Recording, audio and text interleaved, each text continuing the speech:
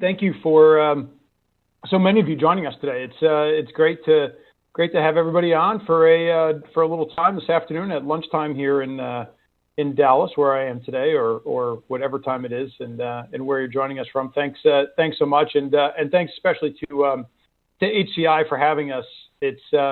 We love doing events with HCI. It's just it's unmatched in its ability to kind of drive great content and drive great learning into the HR community. So we've always been real proud of our partnership with HCI, and really appreciate them inviting us to join them today.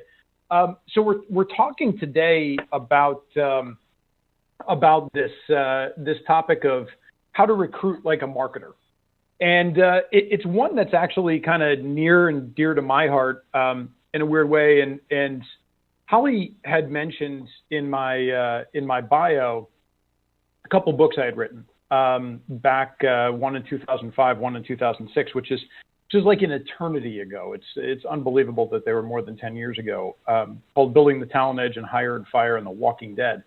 And what those books were really written as analogies of recruitment and how it affects, how to think about recruitment in the context of a sales process, and how similar really our roles as recruiters and talent acquisition and HR professionals mirror that of a sales process.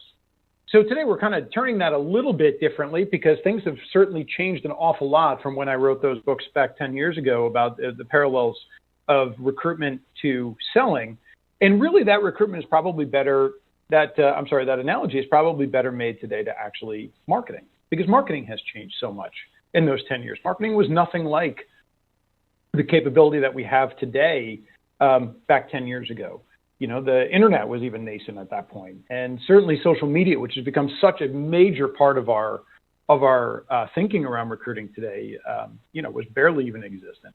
And digital media and all its different forms were really just starting. You know, and it's the role of HR that we all find ourselves in is changing. Not only has sales and marketing changed, but that role of HR has fundamentally changed. And that you as an HR professional today are really becoming your company's top marketers and top salespeople. And I say that because, while we think of selling in terms of we're going to go out and we're going to sell the next product, right? I think about it as the CEO of a technology company. And we've got a sales team. We've got about 100 employees or so here at OutMatch. And every time we sell our product to a company, we love that. Obviously, that's how we live and breathe, right? We love that. But every time we recruit that next great performer, the value of that sale to our organization dwarfs wildly any sale that we make to an end customer.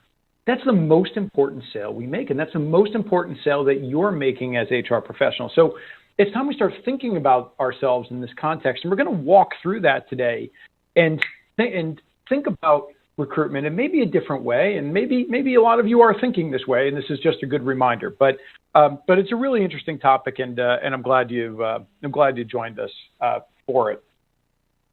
So our agenda today is really going to be about, we're going to talk about a bunch of stuff, and some of this is going to be really hardcore marketing stuff that if you've got a marketing background, you may love it. If it may take you back to your college years if you took some courses. If not, this may be new to you.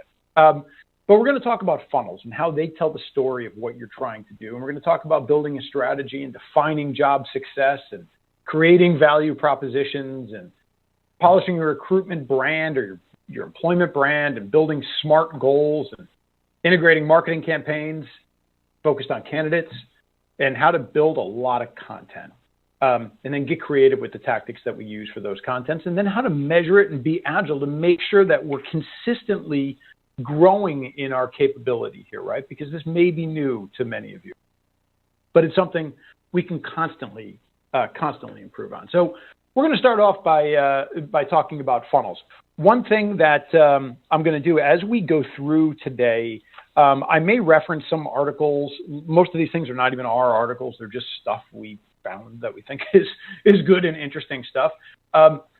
There's a hashtag on the screen here of OutMatch Insights.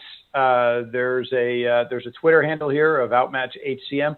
If you want us to send you a copy of these articles, just tweet us, use the hashtag, or connect with us directly. That would be great. Send us a message. We'll send you off the articles that I referenced today. So just a kind of an easy way to get those requests to us. So let's start off by talking about funnels. And we'll get this part out of the way early, because funnels are probably one of the things that we hear about so often in any type of sales or marketing process, but it's where it all begins, right? So what we're looking at here is the typical marketing funnel. Every company has one of these. If you haven't seen it for your own within your own company, I guarantee it's there. Just ask your marketing counterpart to take a look at it. Now, your company may label each stage a little bit differently. You may have more stages, or maybe some companies have less stages. But in general, every funnel has these four things. We start at the top with awareness, a lead, right? And again, we're thinking about this in terms of selling now, right? We've got a lead that comes in. This is the biggest, widest part of the funnel. And it's where the most unqualified sit, right, in the funnel. And these are just people who have generally expressed an interest in something to do with something that we do, right? So this is the big, broad mass that sits up there around leads. Next, we move down the funnel to the interest stage, right? Somebody is actually expressing a little bit more interest in saying, geez, tell me a little bit more about what you're doing and how it may affect me. This is the step that's one bit further qualified. And that usually means that they've expressed some interest in a really specific way, and they've maybe even given their name and raised their hand and said, hey, send me something, right? Then we go down one step further in the funnel, in our sales funnel, and we think about consideration, right? These are people really considering what we're doing. And what we call this at OutMatch, and I'm actually showing you what the OutMatch funnel looks like, sales funnel looks like, by the way, is we refer to this as an SQL, or this is an opportunity. This is when somebody on the sales team decides that the person is really, this is something that's worth spending some time on, right? That there's a legitimate need, that the person understands the need, and they have a general understanding of what we do, and then we can go deeper. And then we've got this last funnel that we all love, right, which is the purchase and win side, right? And this is when somebody actually buys. And then every funnel, as you go through this, has a conversion rate from stage to stage. So we look at almost this exact funnel on the marketing team here at OutMatch. And I say, our marketing team, like they study this all the time, and they look at those conversion rates to say, where might something be slipping out? Now, this is the funnel that we use. Maybe it's not quite as colorful as this, but you get the point. So your recruitment funnel is just as critical. And when you think about that, here's the same funnel that we just showed, but now we're just recasting it in the light of recruiting. And, probably not, a huge surprise, this funnel is virtually the same, except in the way that we kind of rephrase this around HR language and talent acquisition language, right? So at the top of the funnel, now we've got candidates and leads. And again, largest part of the funnel, most unqualified. These are people coming at us from all different directions. They may or may not have anything resembling the qualifications for the job, but they're coming at us. And particularly if you're in a large company with a well-known brand, we'll get more into this later, you've got this coming at you all day long. Then you move to this MQL stage, right? And now we're looking at this in terms of applicants. And this is the step that's further qualified. Again, they have expressed a specific interest. They're saying, hey, I am interested not only in your company, but here's the job I think I might be interested in. They've probably given you their name or raised their hands, or they may have even applied at this point. But then we start to go down. Now we start to move into like the interview process, right? Now we're thinking about this as an opportunity again, right? Again, in this analogy, this is where your recruiting team decides, hey, this person is worth spending some time with. Maybe this is your recruiting team. Maybe it's a hiring manager.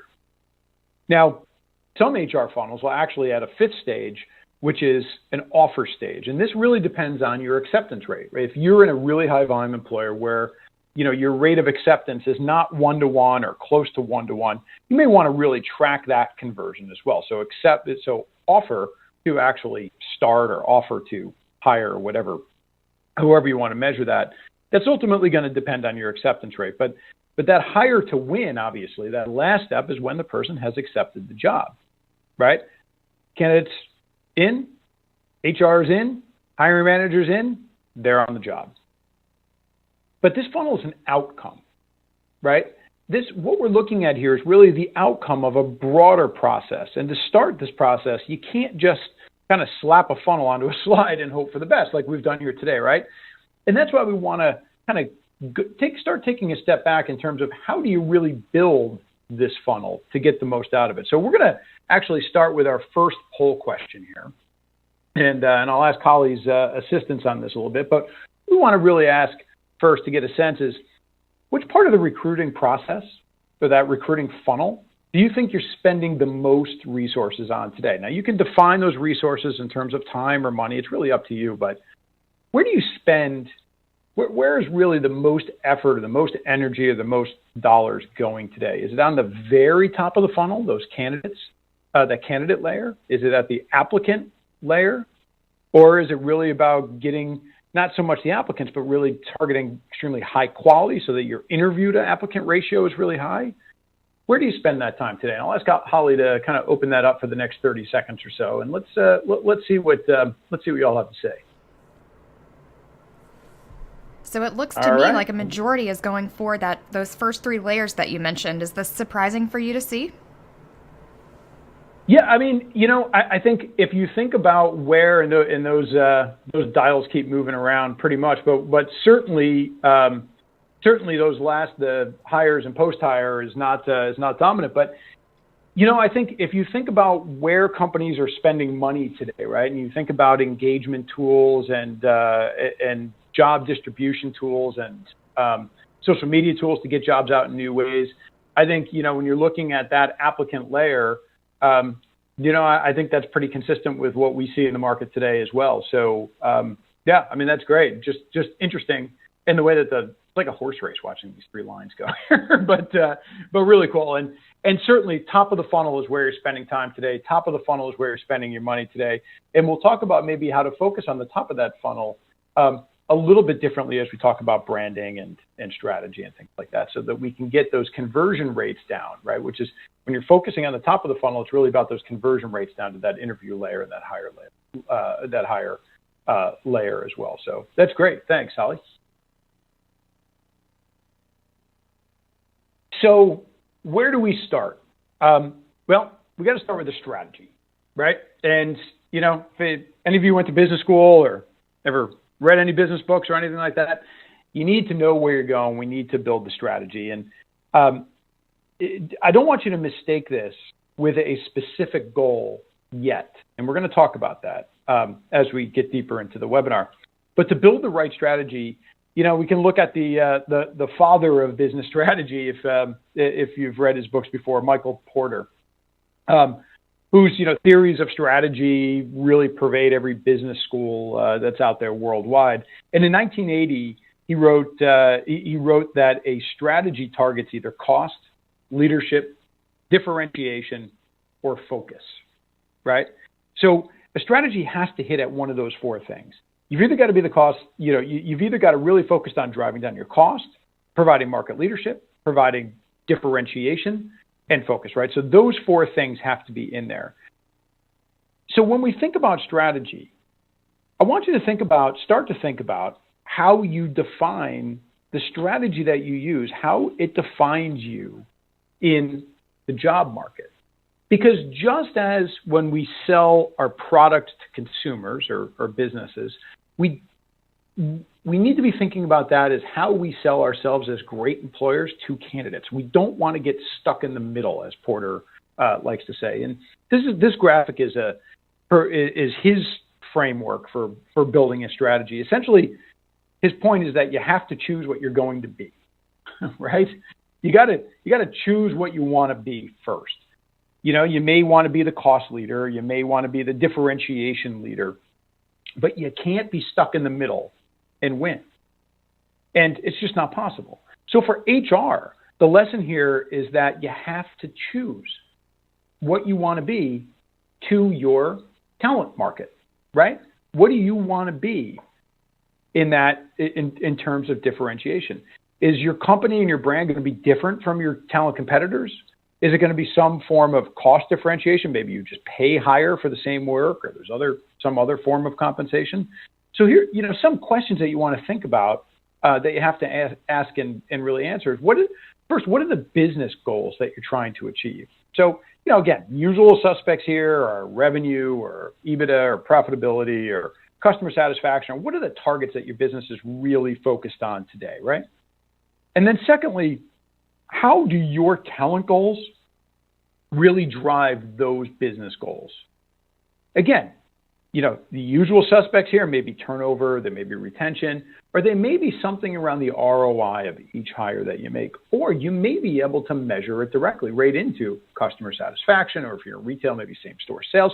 Whatever those metrics are that are keeping your CEO up at night, you want to make sure that your talent goals are feeding those corporate goals, right?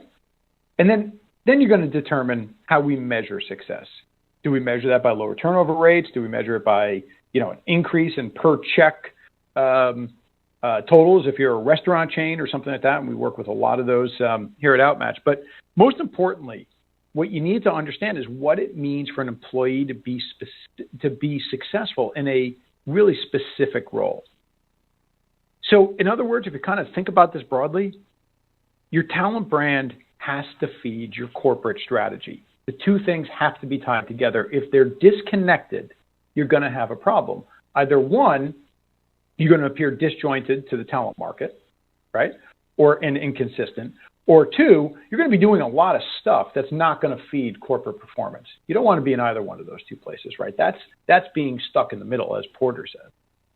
So really, kind of step one in this process is, if we think about, we build our strategy, but then we need to really build what is that ideal profile. Now, in a marketing context, you need to define what a good target customer or prospect is, right? That's a really key thing. And here at OutMatch, we know that we work with high volume hiring organizations where talent really drives organizational performance, like top and bottom line performance. That's our target customer. That's our prospect, right? And this is typically called a persona. And that persona is how you bring, when we think about that term persona in marketing, it's really how you bring a prospect to life in the mind of our sales team. So, the prospect coming to life in the mind of our sales team, we want to be the head of talent acquisition, the CHRO, might be the CEO or the CFO, that really is struggling with how to drive great candidates into their company and make hiring more predictable to drive those top and bottom line goals that they have. And a persona usually has some sort of demographic information. There's a set of business problems and some ways to really engage with that prospect. But since not all prospects are the same, the role of the persona is to really help you target your efforts really more effectively. There's a great blog post on this. It's at the Content Marketing Institute. If you're in HR, you probably have never visited the Content Marketing Institute. Tweet us at, use a hashtag OutMatch Insights or tweet us at OutMatch HCM, and we'll get that blog post over to you. That really talks about personas and real relevant back to HR. So the same is true for talent selection when we think about personas, right? You need candidate personas. This is really the key to executing on your strategy. But in HR, we actually probably usually refer to these things more as as the ideal job profile. It's this profile that underpins all of your hiring decisions. So that ideal profile is really defined this way. It's the desired set of specific traits that a candidate needs to possess to be a strong fit for the role, right? There are things about a company that we know that company needs to possess to be a great candidate to use our software and maximize the value from it. And there are things that candidates need to possess to be a great fit for your company in that role. And that ideal profile is usually created based on some form of a research study, right? Sound really fancy. Our IO team loves to, calls it a criterion validity study. in super technical terms. But really what it's about is identifying the personality traits and the cognitive abilities that those people who are really associated with strong performance today, and then being able to use that information in your hiring process. So if you can identify that ideal range on each of these traits, really where your top performers tend to score, then you can create an algorithm based on using this data, and you can quickly really identify candidates who are an ideal match for the job and who ultimately have the highest probability for success in the role. One final word on profiles here. You need to have a profile for every job. And, one size does not fit all. One profile for your entire company does not fit all. You really need to think about it on a job by job. So do you need to do a big fancy study every time? No.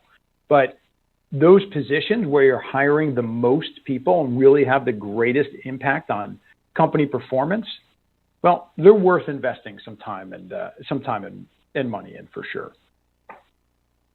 So as we move on from, now that we've built the ideal profile, we could start talking about value propositions. And just like in consumer goods, and people drink Pepsi and some people drink Coke, right? Not every employer is right for every candidate. And we know that. This is where your value proposition comes into play.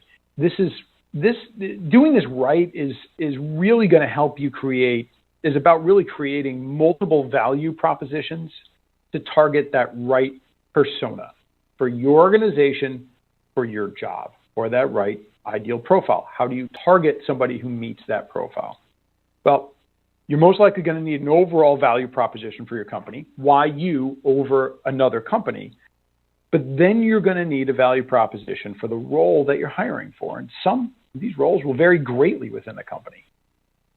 So when you think about a value proposition, really what it's about is first, it really helps explain how your product solves a customer's problems or improves their situation. And this is called relevancy, right? Next, it helps explain the specific benefits that are delivered to your customer. This is quantifying value. Next, it tells that ideal customer, so again, think about an HR, that ideal person who meets that ideal profile, why they should buy from you or why they should come to work from you, right? And not the competition. This is your unique differentiation. Another great piece from Conversion XL blog post here on how to create examples of really how to create a value proposition. Tweet us. We'll get you that blog post. That blog post as well. But I'll give you some examples here. To write a proper value proposition, you should follow some form of a template. This is a very easy one. Many of you on this call are probably familiar with HubSpot. They're marketing automation and content marketing technology. Again, nothing to do with what we do here at OutMatch, but they're a great example of this. So they have this template that they created, and again, you tweet us and we'll send you an example of this. And this is the template, essentially for, in the green boxes here, where you're going to fill in the blank, right? For who's your target customer, who, and that is really getting at what that statement or opportunity is about. And then going on to talk about your product category, and statement of benefits. So how does this apply?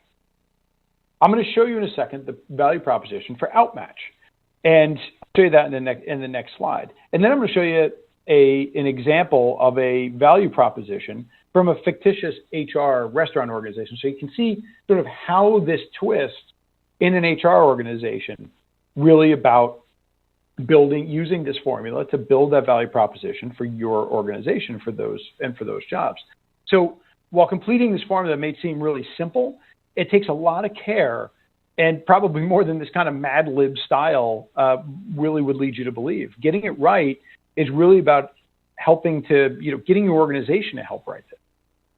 One thing we always talk about here is that for successful sales marketing, you have to have a successful relationship between sales and marketing, right? This is also true in recruiting.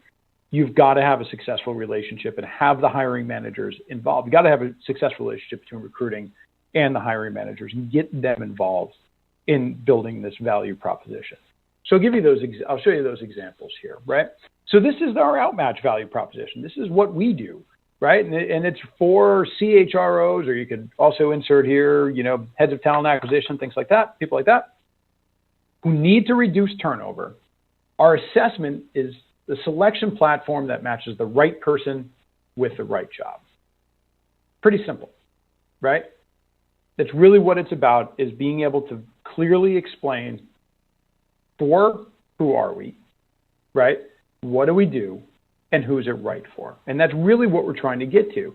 So let's turn that a little bit, let's turn the dial a little bit more here and think about that fictitious HR, the HR value proposition that we're writing for this fictitious restaurant chain. And we're targeting, we know that our ideal profile, again, this is a made up example, but we know that our ideal profile here is we're going after millennials, right? We know that we really want to target that market. So it's really for millennials who want to run a business and give back to the community. So think store managers here, right? Or restaurant managers who want to run a business and give back to the community. Our restaurant is the business that delivers both business experience and social responsibility. Because here, we're really targeting this value proposition at millennials. So you got to decide who you're targeting, right? And then write the value proposition that really speaks to that audience. That's really the key here. Again, some really interesting stuff. Another great infographic, another one actually from HubSpot that clearly explains what the value proposition is and really explains how to create one. Tweet us. We'll send that over to you. So moving beyond value proposition into branding. And we've built the strategy, we've written the ideal profiles, we've built the persona. Now we need to create a value proposition to start building your brand, right? And we've done that. Now we're really focusing on building the brand. So your brand is really, it's often thought of as the visual expression of your company, right? We think of brands in terms of the Apple, the Apple icon, or other ones like that. And while the visual is definitely important, the brand is really about much more than that. It's about the entire personality of your company. What do you believe? What are your actions? What are your clothes, right? I mean, if we want to think about how brands are manifested, what are your attitudes? How do you treat others? Where do you spend your money, right? Who is the company that you keep, right? Who are your partners? Your brand is about making your product or your company come to life. Again, we used the Pepsi and Coke example before. Coke is a beverage that's made up of sugar, syrup, carbonated water, and who knows what else, right? But it's much more than that. In Coke's mind, in the minds of many consumers, whether you drink soda or not, they've really associated it with joy, with family, right? We just came out at Christmas time, and I mean, they're still running that polar bear commercial after all these years, right? It's authentic, it's fun, it's refreshing, and it's about social engagement, right? And that's what their brand is about. That's the overwhelming subtext of each purchase that's made. But that's what you need to create for your brand too. Why should a prospective candidate care about going to work for you? Every one of you that are in HR, in talent acquisition, a hiring manager, you are experiencing what is probably one of the most unprecedented labor shortages that we've seen in this country in years. And that's not only here, that's worldwide, right? Making ourselves stand out is about the brand, and telling a candidate why they should care about you over somebody else is really going to drive that pipeline that we started by talking about, right? When somebody thinks about your brand, what should they think about? Why should a person want to push submit and apply in your career site? What is it about you that's unique, that's fundamentally different? So another great article in Forbes on how Coke built their brand and what everybody can learn from that brand. So really good article there. But the brand is really something that we need to spend time and we need to think about it. And it requires analysis to really get started in that, right? It requires work. We've got to be thinking about answering some fundamental questions in order to get to that brand. Why does someone want to work for you? What level of visibility do you have to your employees and your talent pool? What's the perception that your employees have about your employer brand? If you've never asked that question, it's a great one to just simply ask. Would you come to work here again? Why? Why not? Right? Would you recommend coming to work here again? One of the things that we do at OutMatch fairly frequently is survey. It's actually become sort of a running joke internally because we survey a lot, but we survey our existing team here all the time. And this is something that we're looking at. And we watch for trends in that. Would you recommend your friends to come to work at OutMatch? How come you would? How come you wouldn't? What can we do better? Right? That's getting to our brand. And, things like what percentage of employees would recommend your company as a great place to work, which is a whole different standard, right? And what percentage of employees have received training in how to deliver that brand experience to candidates, to hiring managers, right? Again, it has to go beyond words on a piece of paper, because if we're not reinforcing that brand in every interaction that we're having with a candidate, we're missing the mark, right? So now we're moving beyond brand and we're moving into real goals, right? Kind of everything that we talked about before, and we've talked about to this point, is about setting the foundation, setting the framework. Now we're really talking about, let's set some goals, right? So, we've all heard this SMART goal thing. It's been out there for an awful long time, right?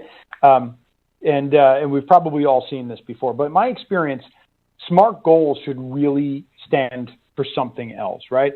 They need to be specific, of course. They need to be measurable. They need to be agreed upon. They need to be realistic. They need to be time-based. That's the SMART, word framework that you've seen for years and years. But I want to add 2 letters here. And I want to add another M for meaningful and an R for repeatable. So if you just kind of ignore the poor spelling, now it still says generally the same thing. It just says it in sort of a longer way, right? But it really, I think, makes it more foundational to our organizations when we think about how to set goals around this. An example of a meaningful goal is leads. But is it meaningful if you just drive 1,000 leads or new candidates in a period and then stop there? Not really, right? Unless you're just hiring for a single event and that's it. Driving the leads, or the candidates in this case, doesn't mean that you're going to get more sales or you're going to, accomplish some other positive outcome. You're going to get more hires.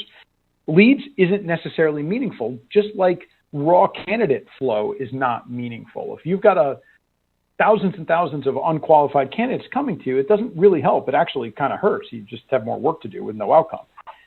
You may have those thousands of candidates, maybe they apply, but they don't fit your ideal profile. So the R is really for repeatable.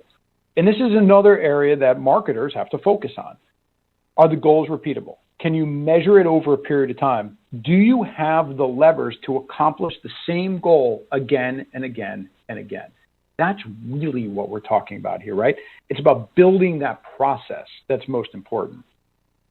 So giving an example here. So conversion, think about conversion from a mere prospect to a sales conversion. You should not only have the goal, but be able to build a process to repeat the success of this goal again and again. And this also applies to your candidates. You need to be able to drive and convert candidates with regularity and consistency and be able to measure it, right? That's really what this is about. So it's not just having this, raw candidate leads to candidates, but it's really about driving down. Remember when I asked you that question before, where are you focusing? It's really about making that worth something. You can spend a lot of time, like we talked about in that poll question. A lot of you are spending a lot of time at the top of the funnel. Totally understandable. You got to get them in. But it's really about what is that conversion down to, say, that interview layer in this example, right? Those conversion rates are critical because that's what tells us how to do this better and better and better over time, right? That's the repeatability that we're really talking about.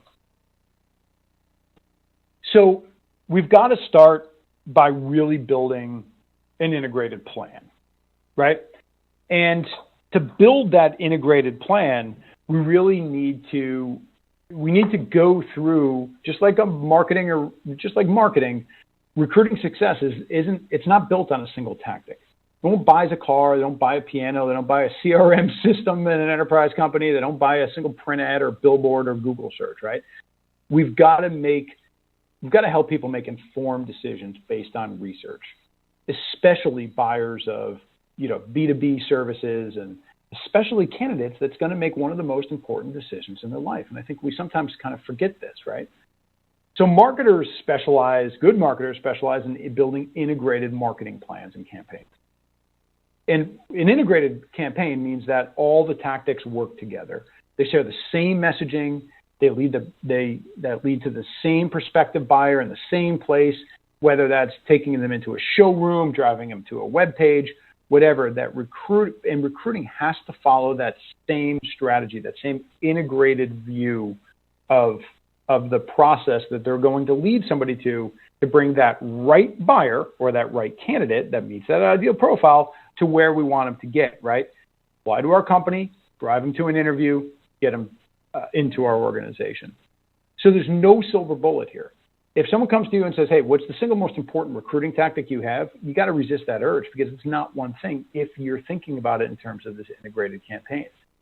The reality is it's really about the totality of the efforts that drive interest and drive conversion, right? Now, having said that, there is one general thing that's certainly still true, and that's that content is king. And this stands true in recruiting. It stands true in marketing. It stands true in pretty much every piece of our business, right? And it's extraordinarily true when you're dealing with it in the HR talent selection world as well. Think about your buying habits, right? Think about how you buy. Most likely when you go to buy something big, and again, think about it from a candidate's perspective, this is a really big life decision that they're making, right? So think of it from a consumer side, think buying a car, buying a house, these kind of things, right? You're going to do some research first, would hope you do a little bit, right? And because of this, internet research is pretty easy today. If you've got, with a mobile device, you can do the research on a moment's notice. This doesn't take a tremendous amount of time anymore. And those brands that really help facilitate that research are the ones that win. And if you just look at a couple of research points we've got up there, Brampton, which is a marketing research firm, so that 92% of B2B buyers are researching online. And 81% of shoppers, so now consumer buyers, according to Adweek, are conducting online research. I guarantee you your candidates are doing the exact same thing. They're looking for that same data on your company, except today they're doing it through Glassdoor, right? In many ways, Glassdoor has really changed the way that candidates think about looking for a job. You can really do this research. And what Glassdoor has done is it's made it very easy for your organization's story to be told. So when we're thinking about that in the context of recruiting, right? We really need to think about how do we generate the content to help people form that opinion about our brand, right? First, you got to look to your ideal job profiles. Your team should be creating job descriptions based on these profiles that really explain the expectations and duties of the role and really about why it's different working for your organization, right? And then once you have those, you can do any number of different tactics about how to communicate that content, video, job posting, one-on-one meetings, podcasts, any number of different ways to kind of get that message out there. But the point is, you really have to have that content developed. So the other area which is a rich amount of content is with assessments. If you're using assessments today, and this is something that we've seen some of our clients do successfully, you can take the results of your assessment or those ideal profiles that are built and then create really content around where you see the most important, the most important competencies for success at your company and in those specific roles. These lend themselves to great blog posts, great podcasts about what success means working at your company, right? One of the things that's always amazing to me today is really how many websites, how many company career pages are still just static, a couple lines because they're being fed by an ATS. They're just a couple lines from a job description and a link to apply. That's it. No reason. You would never dream of selling your product like that, though. There's no story. There's no brand. There's no feeling. There's nothing to explain why us, right? So now that you've got the content, you need to get this content into the hands of your candidates, into the world at large, and you really need to first think about it, getting that content onto your website, right? Again, look at your company's website. Some companies do a tremendous job at this. Others really just have that kind of career page with not a lot of information, maybe a paragraph of why, and that's about it. So, as any good marketer knows, your content needs to be searchable by Google to be seen. So get it on your website. Then you need to really focus on driving other links back. So this is where guerrilla marketing tactics can really have an impact. Maybe you've got business partners who are willing to link back to your career site also. Maybe you've got a partner that would be willing to advertise, your jobs out to their, candidates. Maybe your profiles are a little bit different. Maybe you're not using social to really tell that story, and you should really be thinking about that. Maybe you should just sit in a food truck outside your competitor. I say this kind of tongue in cheek. I started my career in executive search and staffing way back. And we had a really large engagement. We had to hire about, 30, 40 software engineers, something like that at the time. And we literally wrapped an RV, drove that RV around, gave out these free lunches and did on-the-spot interviews at technical schools around the area that we were recruiting in. So again, be creative here. Think guerrilla marketing. That says something about your brand. What made that a successful event for us is because it was consistent with our brand. We would do things like that, right? Candidates knew that about us. It made sense. It was consistent with who we were. So think about those things. Ultimately, you need to engage your client base. You need to engage your candidate base in really authentic and unique ways. So we've done all this work. Now we need to measure, right? So throughout this whole presentation, we talked about a lot of different strategies, a lot of different tactics to help you really identify and drive the right candidates to your business. And just like the marketing process, a lot of these tactics and strategies are used other places in your business, right? If you're not friends with your marketing team, they're usually pretty good people. I generally like our marketing people. They're usually a pretty fun group to hang out with. Make friends with them. Learn what they're doing. Right? Learn how they think about this. Learn how they think about their funnels. Learn how they think about the brand. Learn how they measure it, right? So if your marketing team is worth its money, and certainly ours certainly is, they spend a lot of time talking about the metrics needed to drive success and looking at that and measuring it constantly and making changes on that. If you're gonna spend money in this process to make these strategies and tactics actually work, you need to be able to measure the return on those dollars. So again, with our marketing team here, we measure the number of opportunities created by lead source. That's a big metric for us. We also, look at the number of closed deals by lead source as well. These are probably our two biggest metrics that illustrate success, although we measure a lot deeper than that. One of the things we try not to do is anchor on vanity metrics, like that top of the funnel, right? We can make ourselves feel great, and I say this because we've had this experience. We can make ourselves feel great by driving massive amounts of leads into the funnel that don't convert, right? Focus on what's driving results. Think about what is that unit of measurement closest to the results that correlate most directly and measure it, right? So if they're not telling you about effectiveness, they're not telling you about results, they're only telling you about activity, they're vanity metrics. So when you kind of flip that over the candidate world, my colleague here, Carol Jenkins, who's our Chief Analytics Officer at OutMatch, we were prepping for this. We asked her what she thinks are the best metrics for you to understand your business from an HR standpoint. Carol, with our clients, looks at things like time to fill and cost to acquire a candidate, applicant quality, based on looking at how many of those candidates are coming in, meeting that ideal profile, and how many aren't, looking at that by source, the quality of the hire, meaning how do we measure that? Short term, not over years, very short term, think 60, 90 days after hire. Are we getting them? And then tying that back to source, right? Looking at compliance and adoption of the process. If people across your organization aren't following the process, you're missing something, there's inconsistency.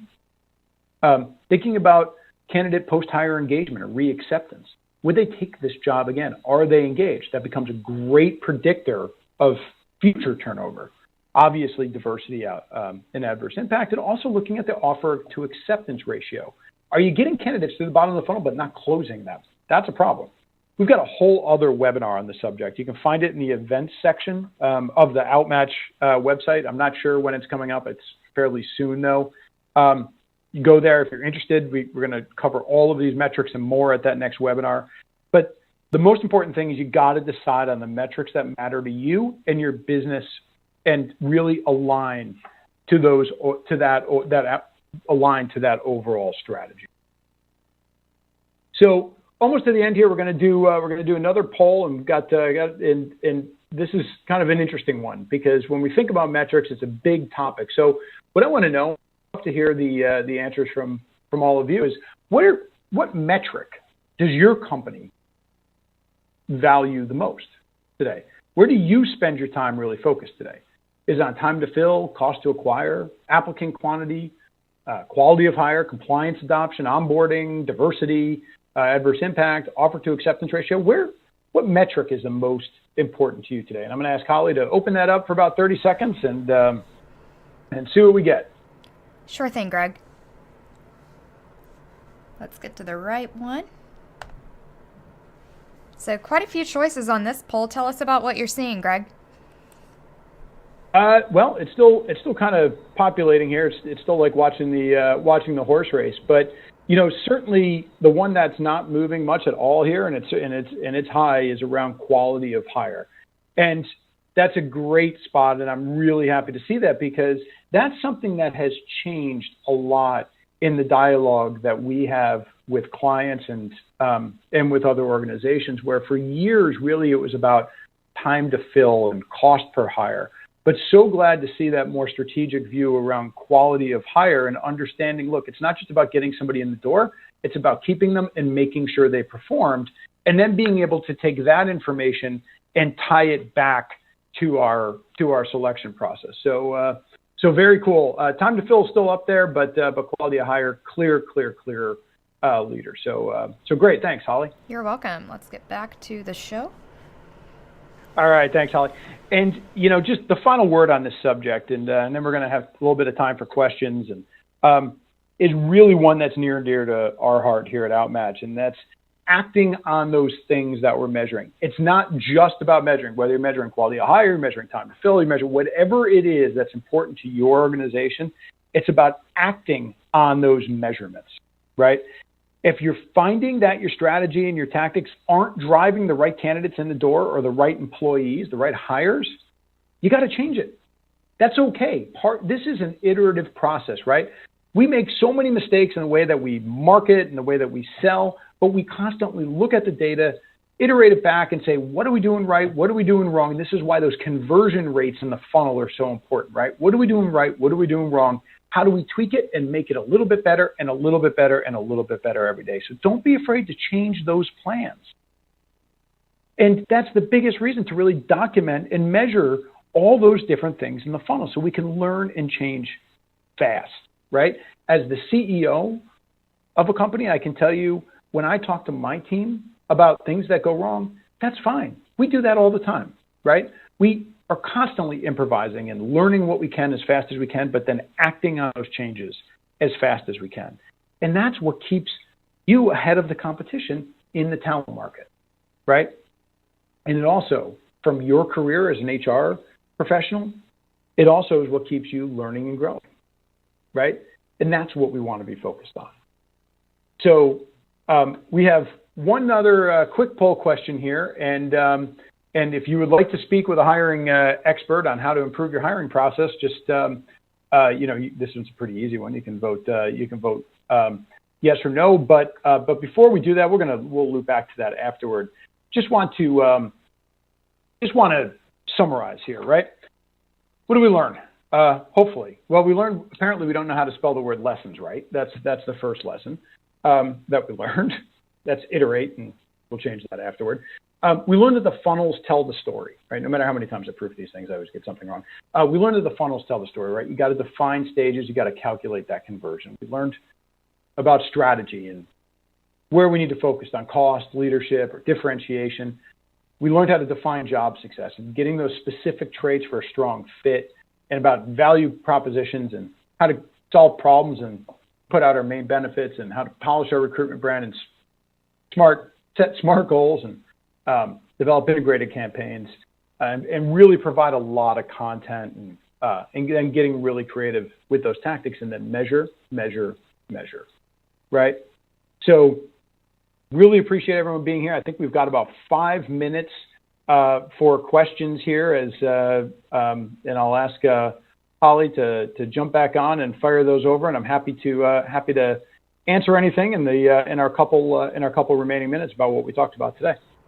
All right, thanks, Greg, for sharing your expertise and offering those best practices on this topic. We have had just a few questions come in over the course of the webcast, and I'd like to get to as many as we can. HCI members, if you haven't yet submitted questions, please do so. You can do that by simply entering your questions on the Q&A box right there on the webcast page.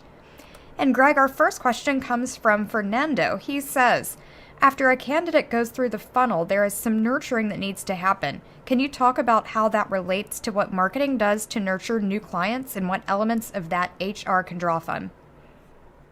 Yeah, absolutely. That's a great question, Fernando. And somebody who's talking about lead nurturing definitely has spent a little time thinking about marketing. So that's great.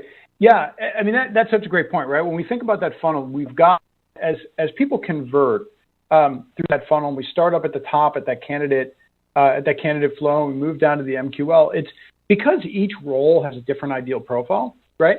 Because somebody has raised their hand today and said, "Hey, I'm interested in your organization."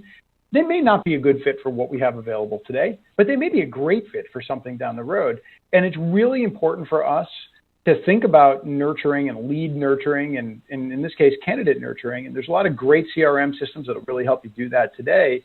And that's where content comes back, right? It's being able to send out content periodically to say, hey, Fernando, really appreciate you thinking about us.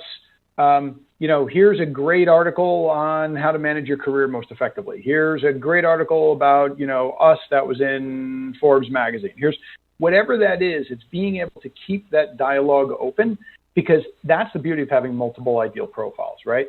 It's that when that role opens up that's right for them, we've got that relationship, and we can leverage that relationship to them moving to the next stage. It's not always right at that time, but it's really about developing and building on that relationship. So just great question. All right, we have another question coming in from Tracy. She says, how do employers measure the quality of hire for their organization? Yeah, another great question. Thank you, Tracy. Quality of hire, I don't think there's one answer to this. And quality of hire, can be measured in a lot of different ways. Now, I'll tell you how we think about it at OutMatch, but this isn't the only answer. There's a lot of right answers to this, right? And I think it develops over time as well. We think about quality of hire as it relates to the talent selection process, right? What we want to know, and this goes to measurement, is how are your efforts as a talent acquisition professional, as an HR organization that's driving talent into the company, how are you impacting talent? Well, after a certain period of time, your efforts, as good as they are, may not necessarily affect the long-term relationship with that candidate or that new hire over an extended period of time. It really then becomes more about the relationship with their manager, further career opportunities, promotions, things like that. So the way that we look at quality of hire as it relates to hiring is really around that first 60, 90, say up to 180 days. And this is where, collecting information back from the hiring manager, would you rehire this person? Are they developing at the rate you'd expect that they would? Are they fitting the culture? Are they forming those relationships? That's the way that we look at it. But we don't only stop at the hiring manager, we also look at the new hire as well, right? What we want to find out from them is, how is your relationship forming with the manager? How do you feel about this company? Is this a place you see yourself developing and growing as a professional? Would you take this job again? And really, we view quality of hire around combining those two data points and saying, how have we done as a job in talent selection, right? Before all the other influences of the organization start to take effect. All right, and we are getting close to the end of the hour, so we'll go ahead and wrap up our material for today. But please feel free to continue this discussion on Twitter using the hashtag HCIChat. I'd like to take one more thank you opportunity for our presenter today, Greg, and also everyone else at OutMatch for making this webcast possible. To all of our HCI members, we appreciate your taking time out of your day to spend with us. Remember to take a look at upcoming HCI events by clicking the Attend a Conference link at the top of this page. We look forward to seeing all of you participate in another HCI learning opportunity soon. Have a great day, everyone.